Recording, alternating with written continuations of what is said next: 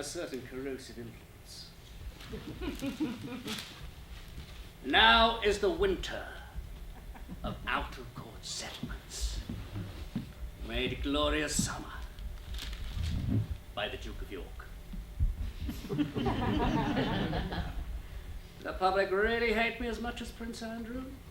No. Good. None of this would have happened if it hadn't been for that incident with the damned horse. I'm going to weather the storm, all the allegations, payoffs here, kind of backhanders there, and Bob's your dodgy uncle. But yet I run before my horse to market. I'm Dr. Richmond, the world's foremost forensic psychologist. And I'm the King of England. I understand you've been briefed, but to summarise, I'm here to determine your fitness to plead in the upcoming trial. I'm going to ask some questions. And I nothing to back my suit but the plain devil and assembling looks. The interview will be recorded, so... Would you mind if I stand a while? I'd rather you sat. I'd rather he had an unexpected heart attack while out jogging. I hope you don't mind my assistant joining me today, Dr. Rivers. She's not much of a talker. I need you to answer my questions as honestly and concisely as possible. Let me have some patient leisure to excuse myself. I am an honest man, as much as I'm subtle, false, and treacherous. I'm not here to judge your culpability, simply your state of mind. Please state your name for the record. Sir Richard Plantagenet. Good. Of course. Press call me Dirty Dicky now. I think the term they used in the Mirror was... Richard the Turd. Hilarious. And do you know why you're on trial? Oh, I haven't the foggiest. Fairly sure it was all the indiscriminate murdering. The upcoming trial is focused on a series of events that took place during your career as a politician. These events were brought to light in recent news articles. Fucking WikiLeaks. You served as MP for Gloucester and then as Prime Minister of Great Britain. Correct, Mundo? What went wrong? There's a photo at our Christmas party. Is this a reference to the horse incident?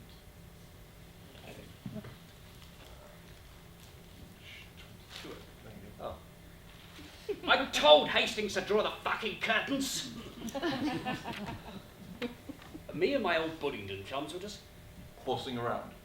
Yes, you know, japes. Little did we know some scallywag with a telephoto lens was hiding in the rose garden.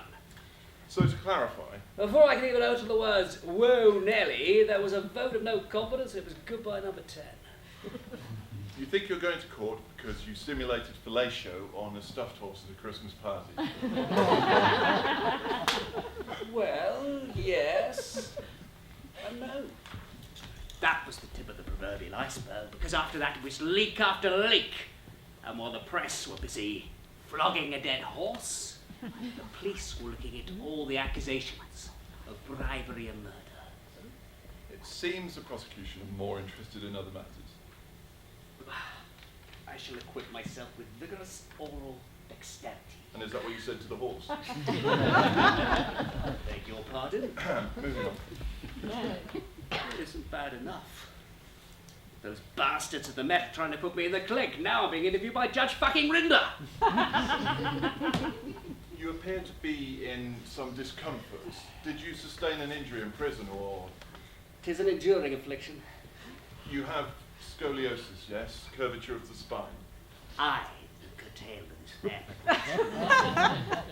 Cheated of feature by dissembling nature. Looks very painful. We all have our crosses to bear. I may not be shaped for sportive tricks, but my backhand is unsurpassed. Ooh. And does it offend you when the press refers to you as crooked? Certainly does. Considering all the kickbacks. Was it, Dr. Rivers? Yes, that's right. Does the back pain affect your general state of mind? But how am I to concentrate with such a vision of beauty before me? If you just answer the questions, we can get you back in your cell in time for countdown. It's pointless. Pointless. 5:15, BBC One. And do you enjoy competitions? Well, who doesn't? Especially when the game's rigged. Ooh. Do you think your election was a fair competition? Well, don't you? I got what I am through knowledge and skill. Knowledge and skill. Knowledge of other secrets, and the skill to manipulate them. Looking back, do you acknowledge the accusations levelled at you by the public? Bad. People make bad decisions. Mm-hmm. Any people in particular? Voters, mainly. Do you ever worry about the repercussions of your statements?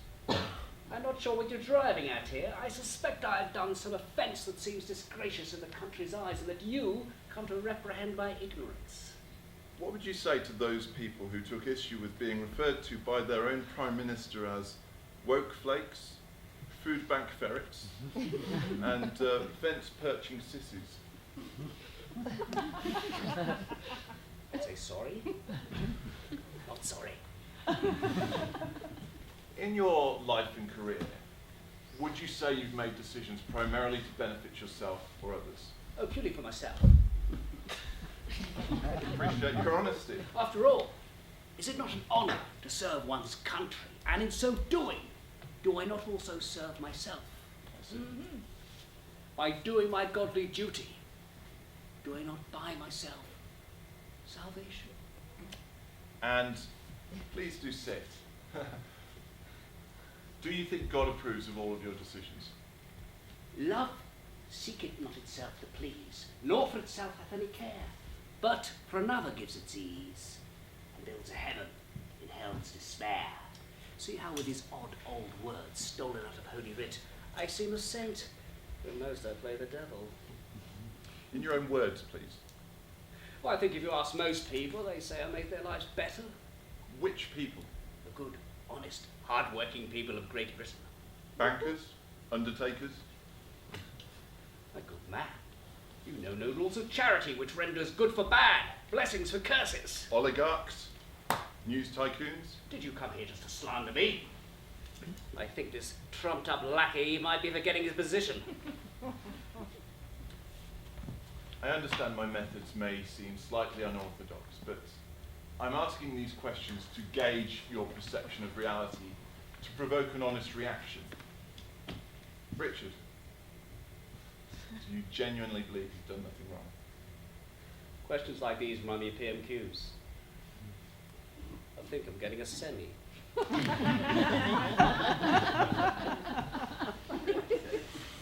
You ever watch Fleabag? Pardon me? Fleabag. It's a TV show. I'm just wondering if that's... Is that on your list of questions? It's a bizarre reference, I understand. I like House of Cards. I see. Do you mind if I stand a while? It's my back. I'd rather you didn't. Yes, House of Cards.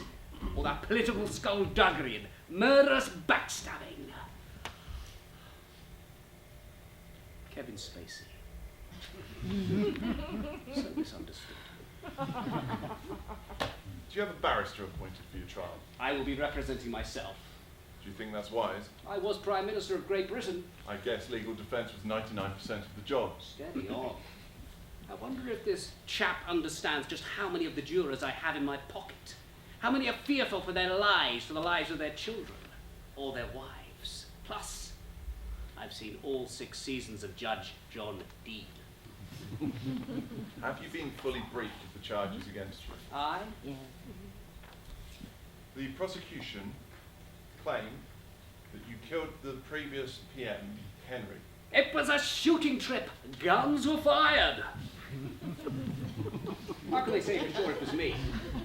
Presumably by looking at the ballistics report, which... Mysteriously went missing. And then you married the PM's widow, Anne. Can you see how that might be considered a strange choice? Love is blind. The prosecution claims that only a week later you arranged for the murder of your own brother Clarence by 2 fellow inmates while he was being detained at Wormwood Scrubs. I had that one scrubbed clean. And what about Eddie and Richie, the little princes? Little bastards, more like. What about them? We have this recording of a phone call between you and Ben Stafford on Monday, August 5th last year. I wish the bastard's dead. I want it done right away. Fake news. So you didn't say that. We were talking about Game of Thrones. And your tweets on August 10th, were they also fake? Which tweets? My nephews are off to Alton Towers tomorrow. I hope they enjoy Oblivion, winky face. Point is? I don't care if they are my nephews. I'm going to straight up murder those little pricks. Joke. So to be clear, you deny any involvement in your nephew's exposure to a highly sophisticated nerve agent. It was a deeply unfortunate incident. They ate a contaminated packet of crisps while queuing for Nemesis. Tyrrell's crisps. Sea salt and Novichok. Alton Towers has been closed to the public ever since. I prefer Peppa Pig World. And then just days later, your friend James Tyrrell's company receives a significant bank transfer from a shell company named Trillium Erectum. Is that Latin for dirty dick? Stinking Willy. Purely coincidental. Do you think the public see it that way? Ah, people are fickle. I wonder if this fellow knows just how easily the public's seduced by the right stories. And your wife? Carbon monoxide. No luck. Carbon monoxide. Silent killer. Bloody bitch. She had to go. 2 months ago, Ben Stafford, MP for Buckingham, and your good friend Will Hastings died in what the press are calling gangland-style executions. To quote the rapper Coolio, I ain't never crossed a man that didn't deserve it. Women and children, on the other hand, bizarre and unfortunate series of incidents. What do you make of the fact that both Mr. Stafford and Mr. Hastings had been lined up for questioning in relation to the previous murders? They lost their heads. Okay. I just need to check. But do you realise I can hear everything you say? I beg your pardon? Hear you. Whenever you're talking to whoever. Sorry, old chap. I don't quite follow. That's quite clear. But for clinical transparency, I need you to be aware it's all being recorded.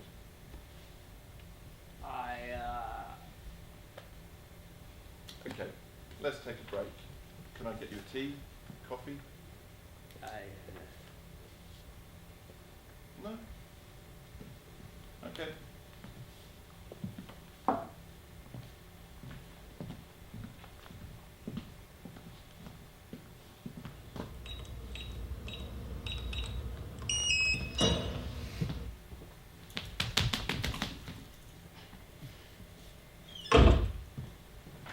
Got my mug.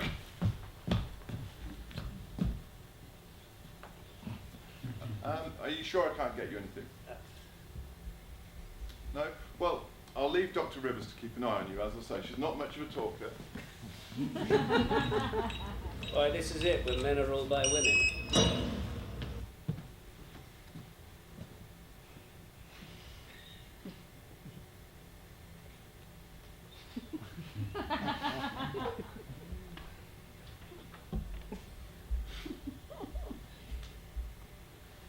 To whom are you waving? So you see them too? You see me? Who are we? My conscience? Ha! Conscience has been a word that cowards use. Devised at first to keep the strong in awe. Our strong arms be our conscience. Swords our law. Fine. Well, supposing you're right, then tell me, my conscience. How shall I plead? Guilty. Let's ask the audience! Guilty. Knock it up. Guilty. Throw away the key.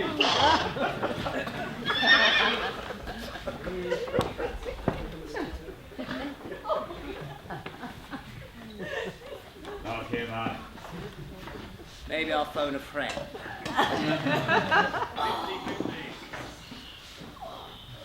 Well, that's right, I killed them all. Well, I'm glad someone finds it funny. Why, serious is it? Is my public persona so solid with common hatred? Is my passage to hell already so complete? I shall despair that as no creature loves me, and if I die, no soul shall pity me. Oh. Hey, wherefore should they, since that I myself find in myself no pity for myself? Oh, would you please just fuck off? I beg your pardon? No, Did you just tell me to fuck off? That's what I heard. I was talking to your assistant, My assistant. Dr. Rivers. My goldfish. What? What? If Dr. Rivers is your goldfish, then who is that? What are you talking about?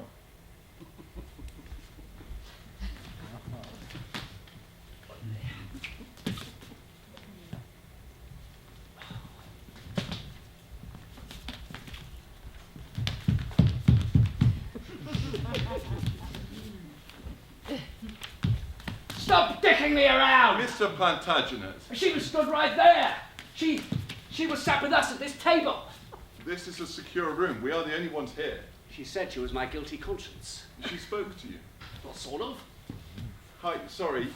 Can you send the warden back, please? Yeah, we're finishing early, I think. What do you mean, sort of? Well, she didn't actually speak. So then, who are you talking to? My conscience, I told you, try to keep up. Sorry, I just need to clarify here. While I went to get a cup of tea, you had a conversation with your guilty conscience. Well, it sounds crazy when you put it like that. I'm not here to judge, I'm just here to ask questions. Do you mind if I sit? Do as you wish. So, presumably, if your conscience didn't speak, then it was just you talking and them listening. They spoke to me. They? You said it was a she. They, plural. See. And they had voices. My conscience hath 1,000 several tongues, and each tongue brings in a several tale, and each tale condemns me for a villain. What do you think? Sounds like I took my tea break at the wrong time. What? What? Who are you speaking to? I'm talking to you. No, you were speaking to them. Them? My conscience. Mr. Plantagenet, you and I both know you don't have a conscience. No, that's right. I mean, I don't. I didn't. But then I saw it. I heard it. And what did it sound like? My brother, my sister-in-law, my nephews, my electorate. And what did it say? Think upon my sins. Despair and die. Sounds fair. I heard that. Heard what? I heard you. And what was I doing? What were you doing? Speak to the audience. I think it's time for you to go, Mr. Richard. So, what's the verdict? I'm not here to decide your guilt. No, between the two of us, what are you going to say in your report? That's confidential. Bestial tendencies aside, Richard is a compulsive liar. He has narcissistic personality disorder and chronic body dysmorphia. He is possibly schizophrenic and either a sociopath or a psychopath and holds a variety of bigoted views. So, basically, I'm a bit of a cunt. Any last words before they take you back to your cell? A horse? A horse? My kingdom for a horse?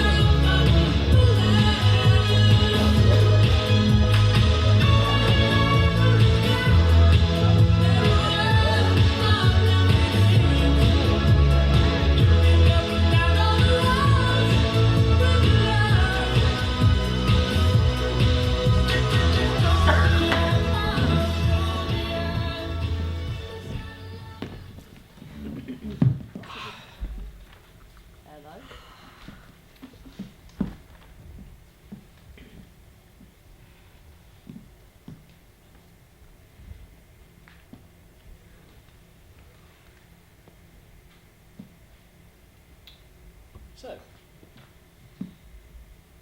what's been happening? Still going to uni in the summer, if I get the grades. Still going ahead with you know what? Can say, you know. The engagement. You mentioned grades. Your mother's worried you're not putting in the hours. How would she know? She's never there. Well, she gets reports back from your Okay, go on. Say it. I'm 18 and yeah, still have a nanny. Which is right to be concerned. I don't even know if I want to go. Bloody uni, I mean business management studies. Then, why are you? Because she wants me to. Julieta, this is the 21st century. You can do what you like. Yeah, right. Well, perhaps we could explore that. Do you really want to go there? I mean, she is the one paying you. Look, Lady Mother has certain expectations. Okay, what do you think she's expecting out of all this? Well, for me to be the good little girl who does as she's told. They're very traditional. Okay, they expect certain things. Go on. Well, I think we all know that they want me to take over the restaurant one day. Don't I get a say in this? Don't I have any dreams of my own? Have they said as much? Oh, come on. It's their dynasty, It's your life. apparently. What about your brothers? Useless. That's why my mother wants me to go to uni, get this silly business degree, and come back and be the dutiful daughter. Take over when she retires. You seem very sure about that. Okay, let's talk about your engagement to Valentino. Palatino. Now, where does he fit in with all this?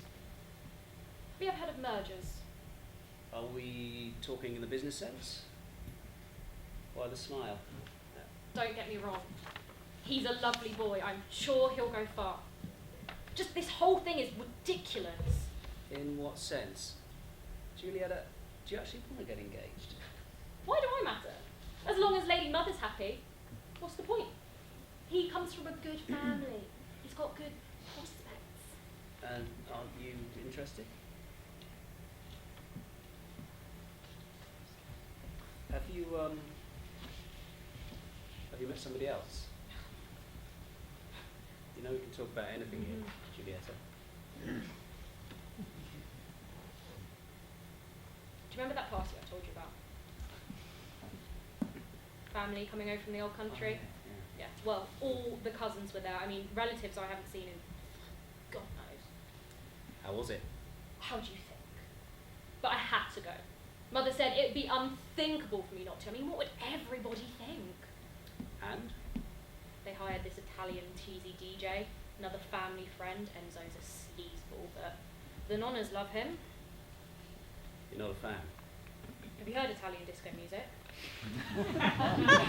Anyway, I noticed he had this entourage help him set up. I recognised a few of them from school and around. They usually hang out at the amusement arcade on Charing Cross Road, you know, Fortune's Fjordball. Anyway, God knows how they latched onto him, onto Enzo. They're not even Italian. What were they doing there? Oh, they gate crashed. Thought it'd be a wind-up. They gatecrashed a private party for some old Italian relatives. It was a dare. I don't know. They don't really exactly get on with our family. Well, they know each other. Yeah, the Montgomerys, they run Monty's. The Irish Chamber, there's one on Greek Street right opposite my parents' restaurant, hence the animosity. Oh, so they take away passing trade. More that they lower the tone. My dad has this whole thing about the homogenisation of Soho, and if it carries on like this, there'll be nothing left of the old neighbourhood. It's character. Yeah, well, a lot of people feel like that, don't they? The modernisation of the culture. Yeah, but he's obsessed. And it's not just the fact that it's a chain pub, it's the people who run it, the Montgomerys. What about them? But they've got no class, apparently. I mean, they've even named their son Romeo after Romeo Beckham. Apparently that's all he calls him. I quite like the name. Common, he calls them.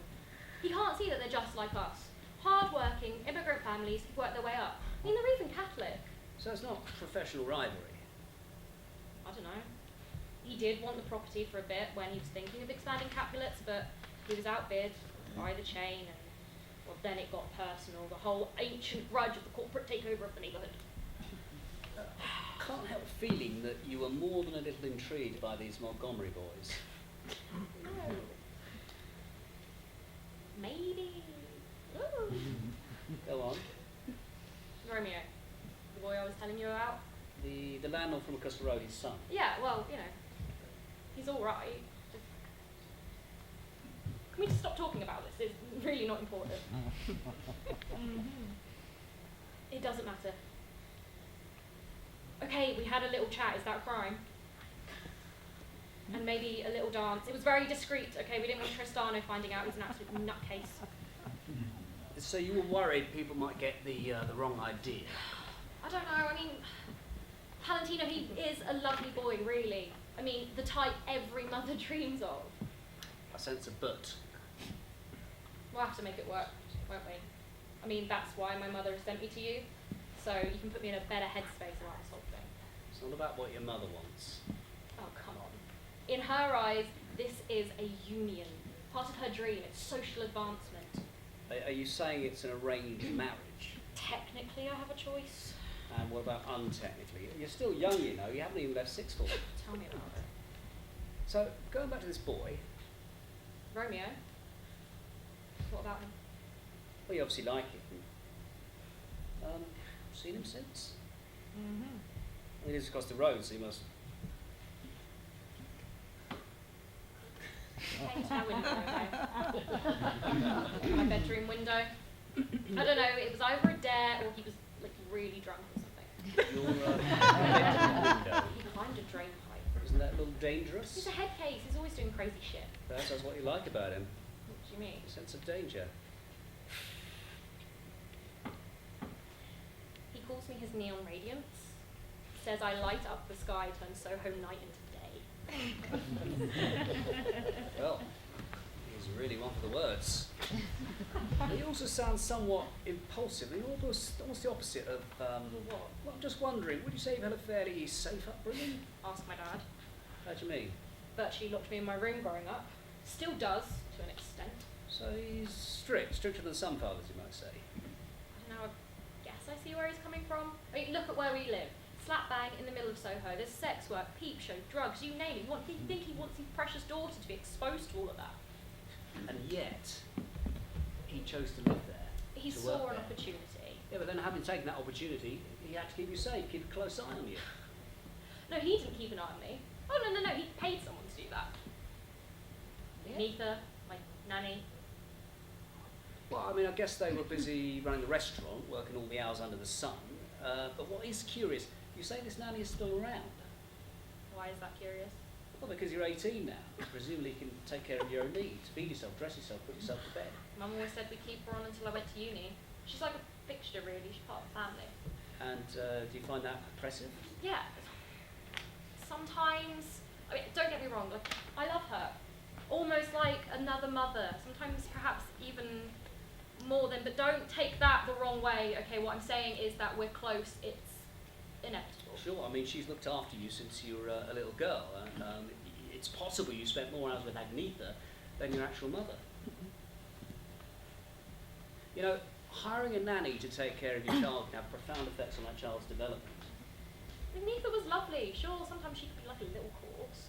Yeah, but I mean, just the fact that your parents chose to hire a nanny to take care of your needs for the best part of your child, I mean, that has to have some kind of an impact. Like you said, they were working all hours under the sun.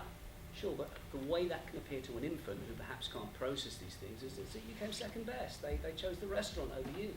That's not true.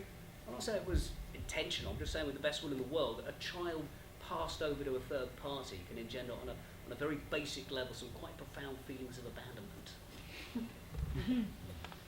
What are your earliest memories of your time with Agnetha? Can you, Walks in the park, going shopping, taking me to nursery, that kind of thing. Okay, so those are events. So what about your actual relationship at home? She'd make me dinner, we'd watch telly, play games. Did you have a physical connection? Hugs, the usual. The usual things a mother does. Really stuck on this, aren't you? Or what? This whole surrogate mother thing. Well, wasn't she? My mother was a very busy woman. And she didn't have time for you. It wasn't like that. You're making it sound... She won't like this, you know. Don't forget, she is the one paying you. Just like she paid Agnetha Sorry? to take care of your needs. What exactly are you getting at? Well, you're the budding business student. Must have heard of outsourcing. I used to see her, okay? She'd come in, say say goodnight, turn off the light. Sometimes she would read me a bedtime story. Okay. And when did she first arrive on the scene, Agnetha? I don't know, I was 2-3 months, Practically all your life then. I suppose. All your life taking care of all your needs. So, What about when it came to feeding? I mean, with your mother not being there, I wasn't breastfed by my own mother, is that what you're saying? breastfeeding can be a major part of the bond-building process between a mother and her infant. Yeah, Makes well, it I close was to- breastfed. Okay. By Agnetha. It's not as weird as it sounds. She had her own child. She was expressing excess milk. It was a logical solution. She had her own child. Yeah, Susan. She used to bring her along, look after us at the same time. Well, that sounds like it could have been emotionally very confusing for both of you. Agnetha's a multitasker. You could say each child was getting half their mother's attention. Well, I'm just trying to surmise here what it must have been like for the two of you. I mean, both there in the one room, both vying for a mother's attention, her mother's attention. Are you still in touch with this Susan? No, she she died when she was very young. I never really. Oh, it must have been awful. I mean, presumably there was a period of compassionate leave. Seem to remember her coming back quite quickly. I guess she wanted to get back to work, you know, take her mind off everything. That work being taking care of another infant, exactly the same age as her All right, own see one. where you're going with this. You're back on the whole surrogate mother thing. Well, it must have been very difficult for her on many levels, and by your own admission, there is an extremely close bond between the two. So you're saying I'm some sort of substitute daughter? I question whether she should have been doing the job at all, given her circumstances. Agnetha was a professional, okay? She could detach. Yeah, but she didn't detach. She developed a close emotional bond with you.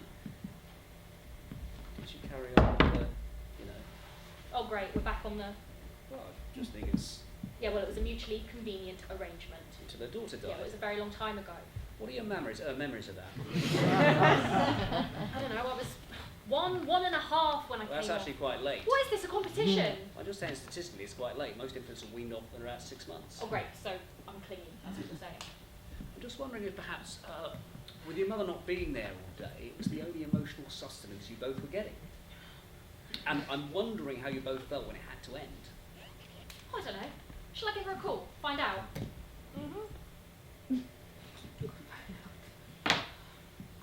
What is it? Nothing. Juliet? Nothing. I've just Go on. remembered. Doesn't matter. What? You're right. I was a clingy sort of kid. Agnetha had to go for dramatic measures. She put vinegar on her breasts. I beg your pardon? She put vinegar on her... Vinegar. Yeah.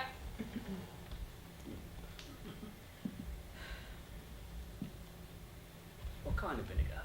I don't know. Malt vinegar? Maybe? Sarsons? Cider vinegar? I mean, she wanted that extra acidic. Could you just stop? Mind you, if you want that extra tang, distilled wine, that would really be a deal breaker. Can we just stop talking about this, please? Or white wine, I mean, that would really Can you- scuppy your all Can you fixation. just stop? Okay, sure.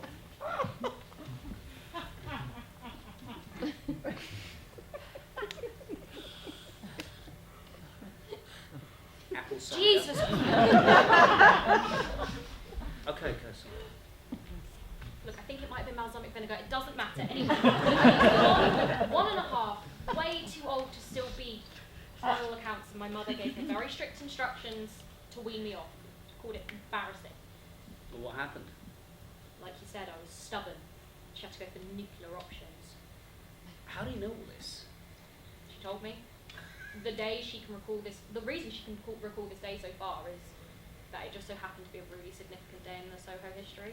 Go on. Do you remember the nail bomber?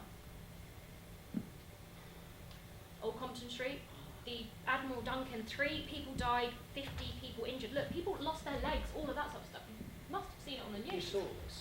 No, but I felt it. We were just down the road, the tremor was enough to knock me off my feet. I was only a toddler, smacked my head on the side of the corner table.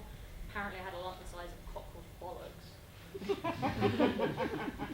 So what happened? She took me over to the road to the deli where her husband worked and He drove me to St. Thomas's. And then? Nothing really. I was a bit concussed, but no lasting damage. So let me get this straight. Your mother gives your nanny strict instruction that today's the day you come off the breast. You don't much like the idea, so your nanny, for all intents and purposes your primary caregiver, takes the drastic measure of putting vinegar over her breasts as a deterrent. Go figure. In itself a very traumatic thing for an infant to have to go through, but to compound all that, a bomb goes off in the next street and you get knocked unconscious and rushed to hospital. Like I said, I don't really remember it. No, but your body remembers, your subconscious remembers. I've got to ask, where were your parents in all this? They're in Italy, visiting relatives. So, on one of the most significant days of an infant's development, your mother, your parents, both of them, are away on holiday, and the bomb goes off.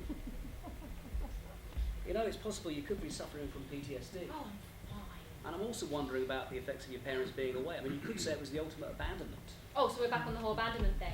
Well, do you not think it's possible? Well, I know at the end of the day that they love me. But sometimes people actually have to be around. Look, I'd really be careful if I were you. At the end of the day, they're the ones signing the check. We're here to talk about you. Julietta, do you think you're happy?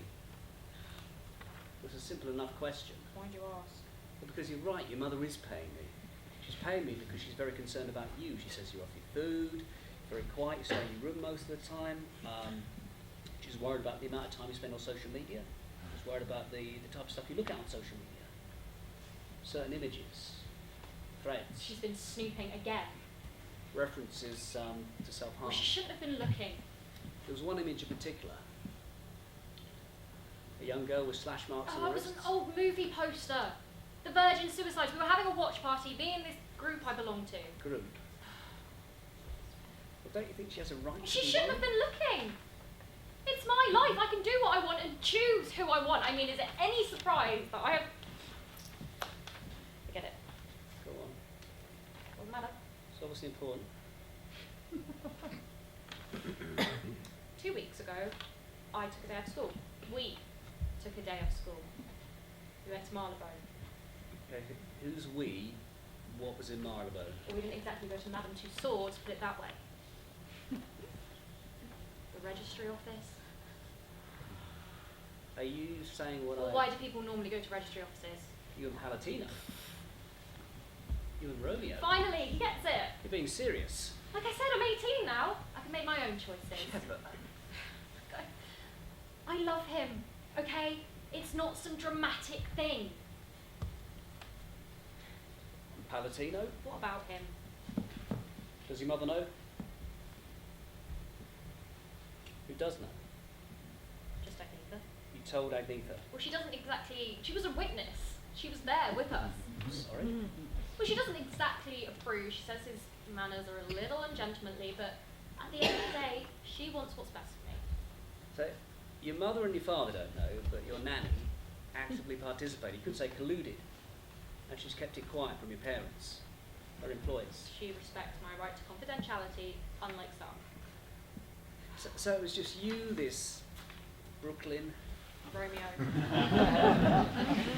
Romeo, you put that away, and Agnetha, your nanny, just the three of you. And Mr. Fryer. Mr. Fryer. He runs the Catholics Boys Club down at St. Patrick's. He's like a mentor to Romeo. So this Mr. Fryer, the youth club leader, he was another witness? Oh, no, he married us. You were married by Romeo's youth club leader? Well, no, that's what he does in the evening. By day, he's a registrar. A staunch Catholic working at a registry office. People have got to make a living these days. It's austerity for you. I have to say, I'm a little shocked that these two ostensibly responsible adults have colluded in this whole enterprise, these two role models. Agnetha was just looking out for me, okay? And Mr. Fryer, I think he saw this as an opportunity to bring the two families closer together. You couldn't have just sat around the table and talked things over. It's escalated. It's beyond that now. Okay, there are people in the neighbourhood who are genuinely concerned about the way things are developing. And this Romeo boy, is that part of his attraction? What do you mean? But Julietta, it's as old as the sun, the kid from the other side of the tracks, the son of your father's sworn enemy. And wouldn't it be the ultimate way of defying your parents? It's not some dramatic statement. Okay, I love him. He calls me his son. And yet, he just happens to be the son of your father's bête noire, a Montgomery. What's in the name? Isn't it about the person that counts? What about Palatino? What about him? We're waiting for the right time to tell him. Your parents? And here they are planning this no expenses spared engagement party, and you've gone and got married to the boy across the road. So, Well, don't you think they have a right to know? they'll go mad. Well, they'll go madder if you don't. Look, I've really got to go, okay? We still have 7 minutes left. Sorry, something's come up. This is important. Giulietta, we were just getting somewhere.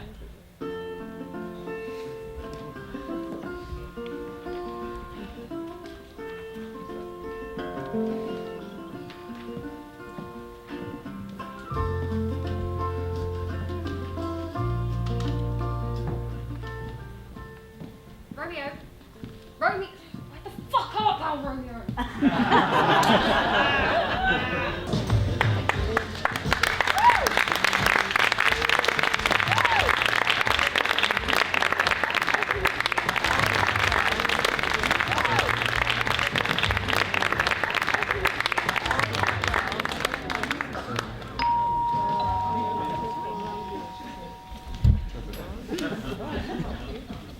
Ding dong. Caesar!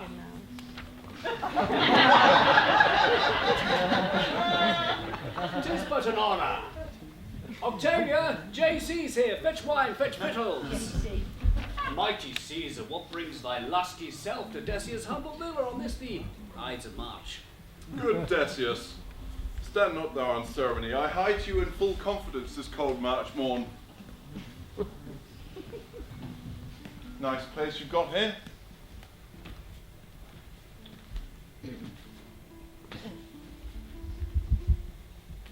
Oh yeah, well, where's the wine?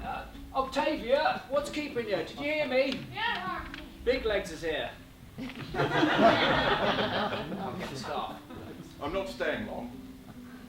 How may I be of service to valiant and most noble and not forgetting most honourable Caesar? I seek counsel. Oh, really?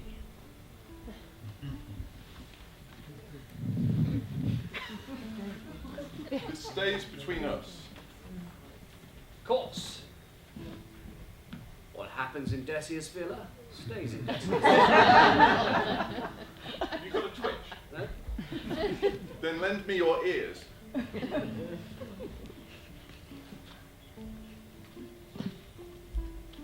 They tell me thou art the wisest of oracles this side of the Arone. Well, there was a guy on Mons Pincius. Mind you, he got eaten by a lion. They tell me thou canst see things, signs, symbols, portents. Well, I saw you coming. Sorry? Oh, look! Here's Octavia with the wine. Oh, little salad, sorry! Can't keep the big man waiting!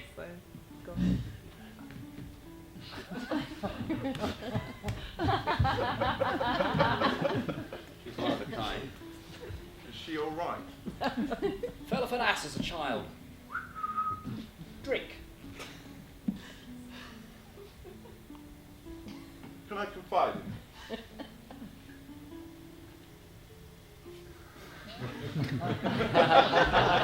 Go on. Prithee, I'm not what you'd call a superstitious man, but, well, I'm here for my wife, really. She's been having these dreams. Aye, her gentle rest hath been most disturbed of late. I see. To satisfy her humour, I agreed to hie me hence to consult an augurer, that being thy goodly self, before attending Senate today. Dreams, you say?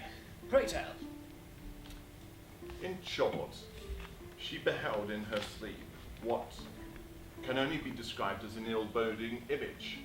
Oh.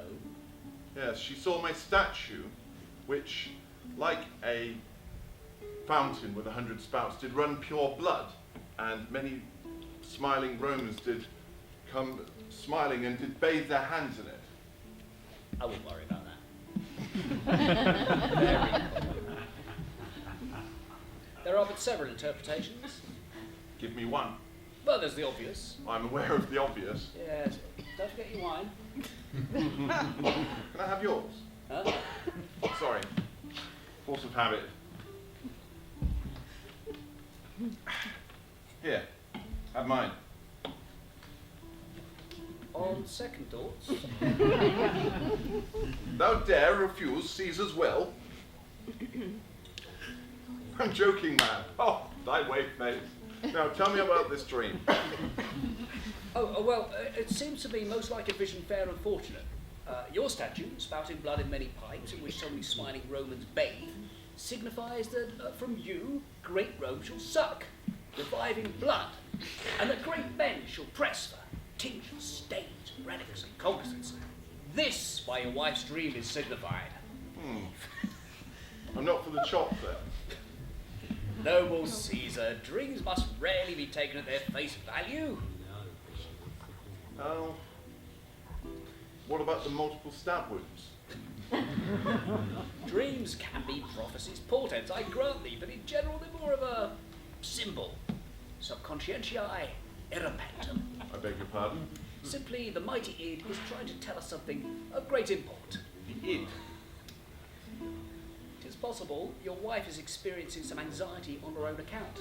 Calpurnia? The figure in the dream may not even have been Caesar. It may have been, an aspect of her very self, of Calpurnia. Wants to be me. Not exactly. She sees something in you that reminds her of herself. But how can that be? There can be but one Caesar. And anyway, that would suggest I share with her certain womanly attributes. Well, it might be a status anxiety dream. Perhaps she fears loss of standing. What has she to lose? I give her everything. Riches, property, slaves. Could it be, perhaps, that she feels that your relationship itself is under threat? Or has she been worried about anything else of late? You'd have to ask her. We barely speak. Could she be feeling threatened? Well, there was that business with Cleopatra. But I thought we smoothed that one over. She'd even expressed an interest in seeing little Caesarion. The bastard. Methinks if Caesar truly desired fair reading of his wife's nightly visitations, perchance it best Decius speak to Caesar's wife in persona. Persona non grata. And anyway, you wouldn't get anything out of her. She gabbles. I mean, she even cries out in her sleep. Really? Oh yes. Often have I heard her cry, "Help! Ho! They murder Caesar!" Words to that effect. Murder. Complete nonsense, of course. Yes, murder in a symbolic sense, I'm sure. Eh? Death of the ego, that sort of thing. What are you blathering on about, man? Oh, I've had enough of this. Don't go. I'll fetch you some more wine. I'll be late for Senate. Perhaps as Caesar has ventured all this way to this my humble villa, he may wish to confide some more concerns of his own to further test my craft. Caesar has confided enough. Might as well get your drachma's worth. Don't worry, you can trust me. I will be your mirror, real aspects of yourself you know not yet of. There have been some strange dreams of late. Really? For instance, last night I dreamt I was drowning in the Tiber. Can you remember what you were doing in the Tiber? I challenged Cassius to a swimming race. Cassius? My fellow senator. May I ask how you feel about this, Cassius? Well, I don't trust the fellow. Oh? He has a lean and hungry look. You can never trust a man with a lean and hungry look. He thinks too much. Such men are dangerous. Does the world not need thinkers, great Caesar? Would he were fatter, you know? But granted, he is a great observer, and he always sees quite through the deeds of men. But he's always there, lurking. Lurking, you say? But what about the reading, the observing, the thinking, great assets of statecraft, surely? Such men may never be at heart's ease when they behold a greater than themselves. And that's you. Have you read my book? All 47 volumes, naturally. Then thou shalt know of my great triumphs. The Gallic Wars, the African Wars, the Alexandrian Wars, the Hispanic Wars, not to mention my drubbing of that pompous old fool Pompey. What man can hold a taper to that, to I, who crossed the Rubicon. It is quite a resume. And then there was the Caesar salad.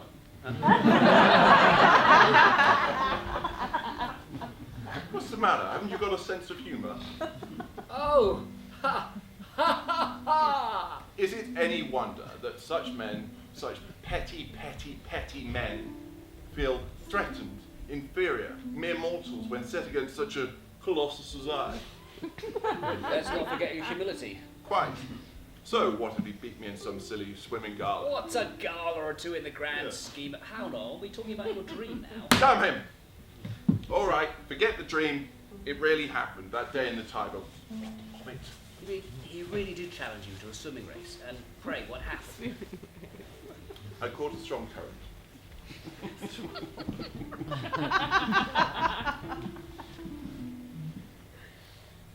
I was having an off day, you know? Don't believe all this nonsense he bandies about the falling sickness. Even emperors have a dip in form, you know. And boy, has he never let me forget it. Probably why he kicked up such a fuss when I asked to borrow his lions. His loins? Those as well. When Caesar is so amply endowed. Steady. That is to say, when Caesar is so generously blessed. Oh, you've been speaking to Marcus Crassus, what? Oh, what I'm trying to say, if Caesar could give those lesser, those petty men some satisfaction. Oh, I've given plenty of men satisfaction. In their earthly abilities. Why would I do that? Well, good leadership requires it. Caesar shall remain on top. So I've heard. Sorry? Let's go back to the Tiber. Can you remember how you felt when you were struggling there in the raging current, writhing in the foam? Overwhelmed. Could it be possible that you feel overwhelmed by life itself, by its myriad responsibilities? Well, it's not easy running the largest empire the world's ever seen. Do you find yourself prone to anxiety? Caesar? Anxious? Well, you're only human. Well, half human, half god, whatever.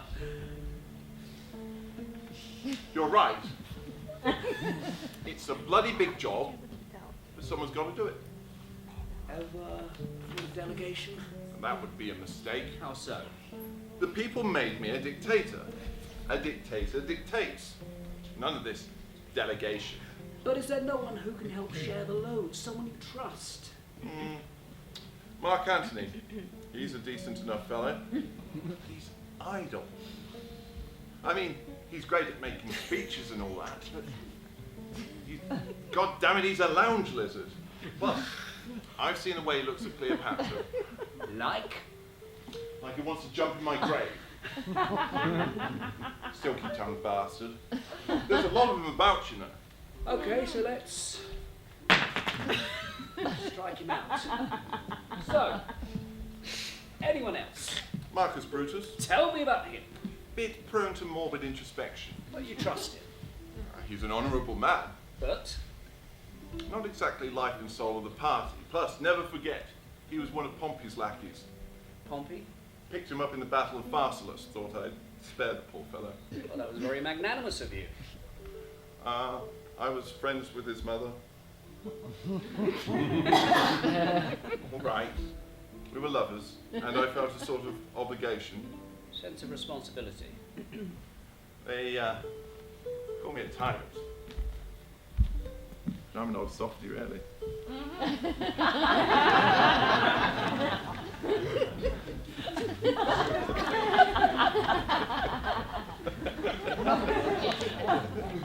So, anything else of late that might be making you feel on edge?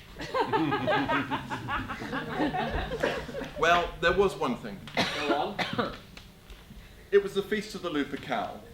Mark Antony was about to race through the streets naked, as is his wont, and I asked him if he could touch Calpurnia as he sped past to remove her barren curse. What does he do? Well, just then, this mad fellow comes out of the crowd, starts spouting off. Mad, you say? Soothsayer, no offence. Untaken. What did he say? Oh, it was such tomfoolery.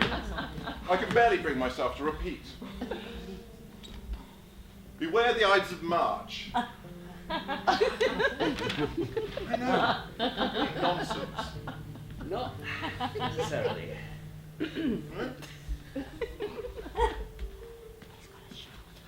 So, anything else happened that day? Oh, you know, usual. Breakfast, orgy, dinner. And they offered me a crown thrice. Well, Mark Antony did. A crown? 3 bloody times. Can you believe it? And? Naturally, I refused. Caesar, king, ha! First among equals, yes, sure. But king, no, that's taking it too far. What am I, some kind of egomaniac? Nothing wrong with ambition. You know, that's just what I said to Spartacus before I crucified him. His cross to bear. Anything else? Now I come to think of it, I did catch Cassius bending Brutus' ear in the corner of the forum. They both seemed a little sober for such a festive occasion. You have suspicions as to their intent. Where that Caius Cassius is concerned, I'm certain. I told you, I never liked him. He has a lean and hungry look. As for Brutus' humour, I cannot say. He is an honourable enough fellow. Did it unsettle you what the soothsayer said? At the time, no. I just thought it was some raggedy old fool. And now? Well, the words have stuck with me for some reason. Last night's disturbances, they didn't help. You mean your wife Calpurnia crying out? Ha! I mean, those strange phantasms, prodigies in the sky. Why, you must have seen them. Now, Caesar is no superstitious man, but of late I have started to question things, events. It was an eventful night, and I suppose the fact that it was the eve of the 15th, the Ides of March, must have given you pause for thought. Well, there was that. What in particular? Did you find disturbing? Well, I see what you're doing. These things are, to me, not to be disturbing. I mean, I am a great man. Why would a great man feel disturbed by anything? I don't know. Did your wife have any dreams? Does she get disturbed? Dreams? Ha! Well, yes, those, but things she'd heard, things she'd seen. A lioness whelping in the streets. Graves yawning and yielding up their dead. Midgets fornicating by the Carfax Tower.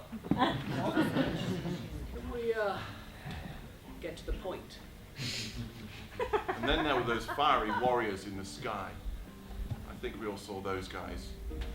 Yes, I just put my toga out to dry. In ranks and forms of war. Drizzling blood upon the capital. Had to get it dry cleaned. Is it any wonder I didn't get a wink of sleep when such things disturbed the very heavens? And it was in the midst of those strange and frightful things I did come to remember those very words.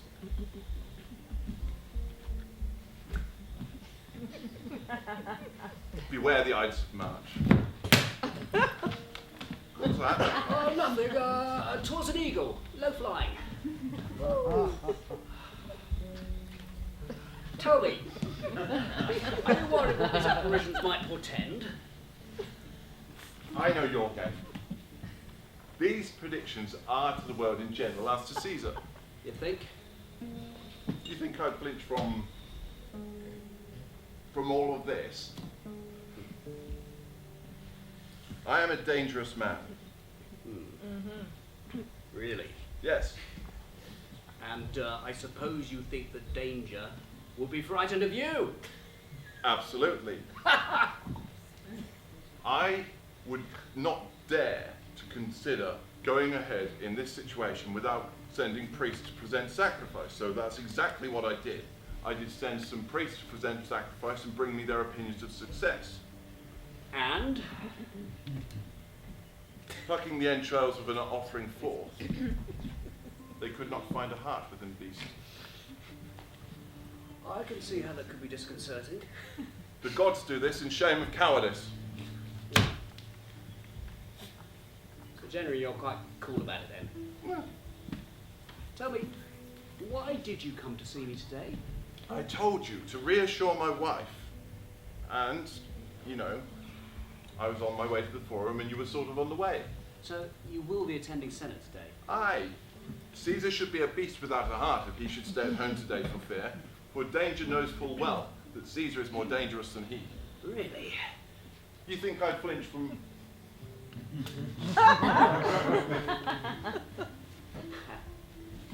Volcanic rock. Good for the pores. Exfoliating.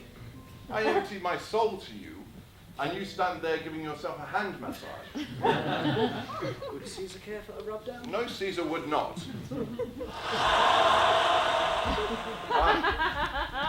They start to gather. A little birdie tells me they plan to offer me the crown again today. You don't say. And will you refuse? There was a time when Rome had kings. 7 of them. None fared well. Rome doesn't do kings. Are you not a king already in all but name? They call me emperor. It started as a joke amongst my legions. Imperator. I guess the title just sort of stuck, I guess. Well, perhaps you'll be the first of many emperors. Heavens forbid. There is only enough room in history for one of me, you know. How much do I owe you? Gratis.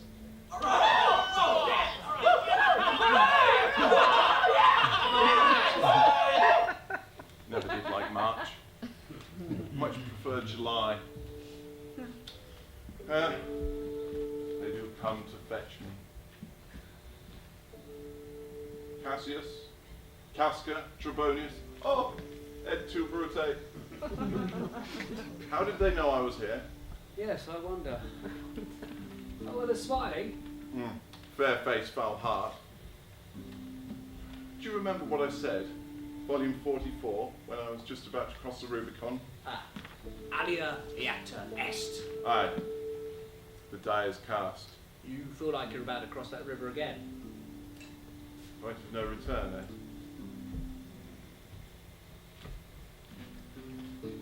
Take care. Good Caesar.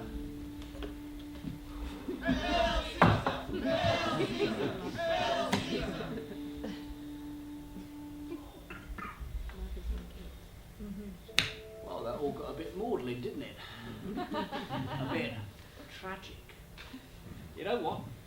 I think things need lining up a bit. How about a song? Yes. I'm glad you're enthusiastic. How about a sing-song? You've got the sheets of paper. Octavia, bring me my lute. As if by magic. There we go. We'll teach you this.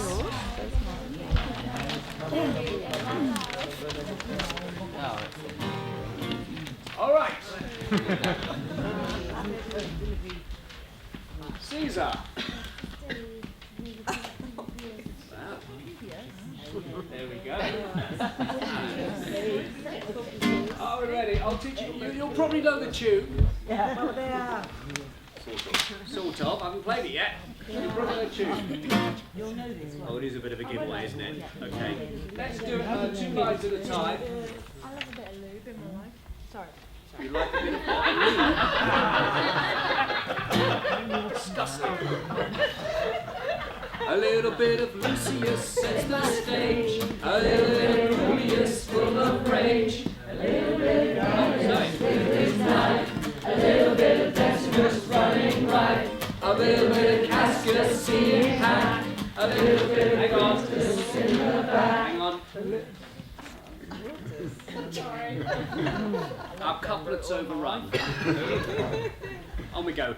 Little bit of Brutus in the back, a little bit of Spurius in the heart, and it's Caesar a la carte. Right, well that's verse 1. Did very well there. I thought we'd be here for hours, but no. There's not much more to it, you know. Right. A little bit of Flavius in the throat, a little bit of Cassius comes to gloat, a little bit of Marcus in the gut, a little bit of Maximus slash and cut, a little bit of Brutus in the side, a little bit of Quintus in his slides, a little bit of Pontius in the ribs, and it's Caesar on the skids. Hey! Sorry. Right. Now we get to the coda. I admire your spirits. A little bit of treachery and deceit, and the old man to mince meat. A little bit of frantic meet and greet, wipes the bastard off his feet.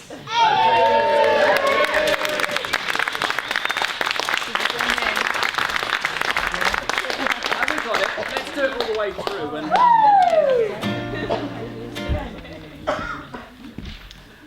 okay, let's really go for it. It's just like Butlins 92. A little bit of Lucius set the stage, a little bit of Julius full of rage, a little bit of Gaius with his knife, a little bit of Decimus running right, a little bit of Gascus in pack, a little bit of Brutus in the back, a little bit of Spurius in the heart, and it's Caesar a la carte. Verse 2, a little bit of Flavius in the throat, a little bit of Cassius coated goat, a little bit of Marcus in the gut, a little bit of Basileus slash and cut, a little bit of Rurius in the side, a little bit of Quintus in his side, a little bit of Pontius in the ribs, and it's Caesar on the skids. And the last, whatever it is, the Newmont. A little bit of treachery and deceit,